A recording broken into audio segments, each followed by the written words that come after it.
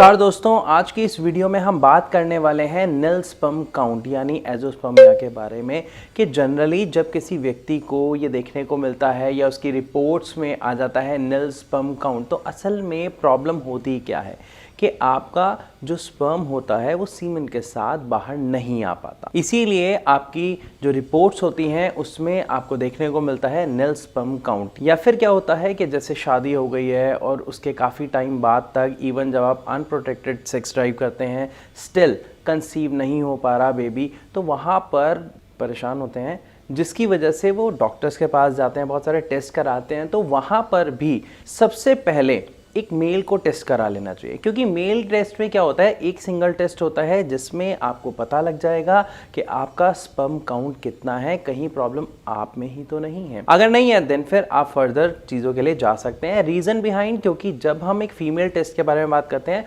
तो उनमें टेस्ट बहुत सारे होते हैं, चेकअप्स बहुत सारे होते हैं, टाइम कंज्यूमिंग प्रोसेस होता है, और अगर सब कुछ ठीक आता है तो एंड में जनरली हम बॉयज टेस्ट कराते हैं। तो कोशिश करें पहले टेस्ट करा ले ताकि ये चीज़ क्लियर हो जाए। तो अब बात करते हैं कि एजोस्पर्मिया जो निल स्पर्म काउंट की जो प्रॉब्लम है उसको हम कैसे ठीक कर सकते हैं, उससे कैसे बाहर आ सकते हैं।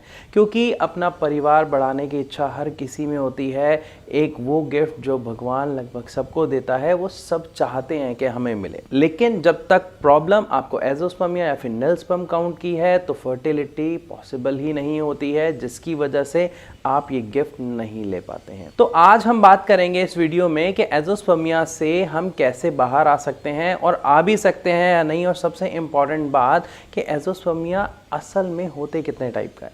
क्योंकि पहले ये समझना बहुत ज़रूरी है कि एजोस्पर्मिया जो बीमारी है इसके कई प्रकार हैं और उनमें से कौन सा प्रकार हमें है, क्योंकि इसमें कुछ ऐसे प्रकार हैं जिनका क्योर होना आसान है, पॉसिबल है, लेकिन कुछ ऐसे टाइप हैं जिसका जो क्योर है वो बहुत कम चांसेस हैं होने का। जिसकी पॉसिबिलिटी की अगर मैं बात करूं तो शायद 30 to 40% चांसेस होते हैं उसके ठीक होने के। एक टाइप ऐसा भी है। तो चलिए शुरू करते हैं वीडियो और जानते हैं एजोस्पर्मिया की समस्या के बारे में। जैसे कि हम सब जानते हैं कि एजोस्पर्मिया क्या है, निल स्पर्म काउंट, लेकिन अगर हम इसके प्रकार की बात करें, इसके टाइप्स की बात करें तो ये 3 टाइप का होता है।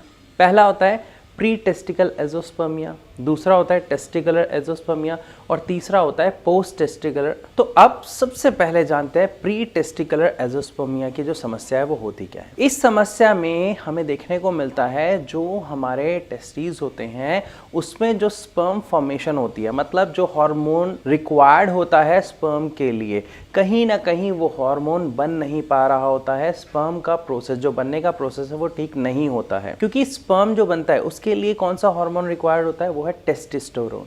तो कहीं ना कहीं हमारी जो बॉडी है वो उसके कैपेबल नहीं हो पाती है कि वो required amount of sperm create कर पाए, जिसकी वजह से एजोस्पर्मिया की प्री टेस्टिकुलर एजोस्पर्मिया प्रॉब्लम देखने को मिलती है। लेकिन अगर हम बात करें इसकी क्योरेबिलिटी की कि ये क्योर होना पॉसिबल है या नहीं है, तो जी हाँ ये है। अब इसमें बहुत सारी चीज़ें ऐसी हैं जो आपको समझनी पड़ेंगी, या ये कहूँ 3 चीज़ें अगर आप करते हैं तो आप इस समस्या से बाहर आ सकते हैं, निजात पा सकते हैं। वो 3 चीज़ें कौन सी हैं? सबसे पहली चीज़ यस आपकी मेडिसिन, सेकेंड चीज़ आपकी exercise and third your diet. अगर आप इन तीनों का सही कॉम्बिनेशन फॉलो करते हैं तो आप देखेंगे कि आपको बहुत पॉजिटिव रिजल्ट्स बहुत जल्दी देखने को मिल जाएंगे। लेकिन कौन सी दवा लेनी चाहिए, एक्सरसाइज कौन सी करनी चाहिए और डाइट में क्या खाना चाहिए, इसके बारे में हम बाद में बात करेंगे। अभी क्योंकि मैंने आपको पहले ही वादा किया था कि मैं सबसे पहले आपको क्या बताऊंगा इस वीडियो में, टाइप्स ऑफ एजोस्पर्मिया। तो सबसे पहला हमने समझ लिया, अब दूसरा समझते हैं टेस्टिकुलर एजोस्पर्मिया। अब इसमें होता क्या है, इसमें जब एक बच्चा बचपन से ग्रो कर रहा होता है तो उसकी बॉडी ग्रो कर रही होती है और बॉडी के अंदर उसके हार्मोन्स, उसके बाकी बॉडी पार्ट्स, बाकी बॉडी ऑर्गन्स सब कुछ ग्रो कर रहे होते हैं। लेकिन जब किसी मेल में टेस्टिस अच्छे से ग्रो नहीं कर पाते हैं, यानी आपके टेस्टिकल्स उसमें बन नहीं पाए, ग्रो नहीं हो पाए, और इवन अगर वो बने तो उसके जो फंक्शंस हैं वो प्रॉपर तरीके से स्टार्ट नहीं हो पाए, जिसकी वजह से आपको टेस्टिकुलर एजोस्पर्मिया देखने को मिलती है। लेकिन ये जो प्रॉब्लम है ये क्या होती है, ये नेचुरल है, मतलब आपको बर्थ से ही देखने को मिल जाती है। ये आपकी ग्रोथ में ही एक डिफेक्ट आ जाता है। रीज़न बिहाइंड आपका जो डीएनए है उसमें कोई प्रॉब्लम आ गई जिसकी वजह से आपको ये प्रॉब्लम प्रॉब्लम देखने को मिलती है। अब बात करते हैं कि इसकी क्योरेबिलिटी के कितने % चांसेस होते हैं, क्या ये क्योर हो सकता है या नहीं। तो अगर हम बात करते हैं टेस्टिकुलर एजोस्पर्मिया की, तो उसके ठीक होने के chances as compare to pre और पोस्ट टेस्टिकुलर एजोस्पर्मिया के बहुत कम होते हैं। तो टेस्टिकुलर एजोस्पर्मिया के जो ठीक होने के चांसेस होते हैं वो 30 to 40% ही होते हैं, वो भी अगर हम बात कर रहे हैं आयुर्वेदिक और होम्योपैथिक ट्रीटमेंट की, क्योंकि एलोपैथिक ट्रीटमेंट में इसका कोई इलाज नहीं है। वहाँ पे डॉक्टर्स आपको कह देते हैं ये प्रॉब्लम एज इट इज़ रहेगी, इसका कोई इलाज नहीं है। लेकिन अगर हम बात करते हैं आयुर्वेदिक ट्रीटमेंट और होम्योपैथिक ट्रीटमेंट, तो वहाँ पर आप चांस ले सकते हैं, क्योंकि इसमें होता क्या है, देखिए अगर हम बात करें आयुर्वेदिक ट्रीटमेंट, तो वो एक पर्टिकुलर मेडिसिन हैं जो आपको देते हैं, जिससे आपको आपकी बॉडी रिस्पॉन्ड करना शुरू कर देती है। ऐसे कुछ % चांसेस होते हैं। बात करें अगर हम होम्योपैथिक की, तो उसमें किया क्या जाता है, आपकी पहले पूरी हिस्ट्री देखी जाती है, इवन आपका टेस्ट क्या है, आपका नेचर क्या है, उसके हिसाब से आपको दवाई दी जाती है ताकि वो आपकी बॉडी पर बेस्ट रिजल्ट आपको दे सके। तो यहाँ पर चांस काफ़ी बढ़ जाते हैं होम्योपैथिक मेडिसिन लेने से आपके टेस्टिकुलर एजोस्पर्मिया के ठीक होने के। तो यहाँ पर हम एक बात कह सकते हैं कि देखिए, जब तक हम कोशिश नहीं करेंगे तो हमें पता नहीं है क्या होगा या क्या नहीं। प्रॉब्लम से अभी भी आप जूझ रहे हैं, लेकिन अगर कोशिश करेंगे और इस 30-40% में अगर आपका चांस लग जाता है, तो आपकी बीमारी एनी हाउ आपको छोड़ देगी और आप उससे निजात पा पाएंगे। तो अब बात करते हैं हम पोस्ट टेस्टिकुलर एजोस्पर्मिया के बारे में।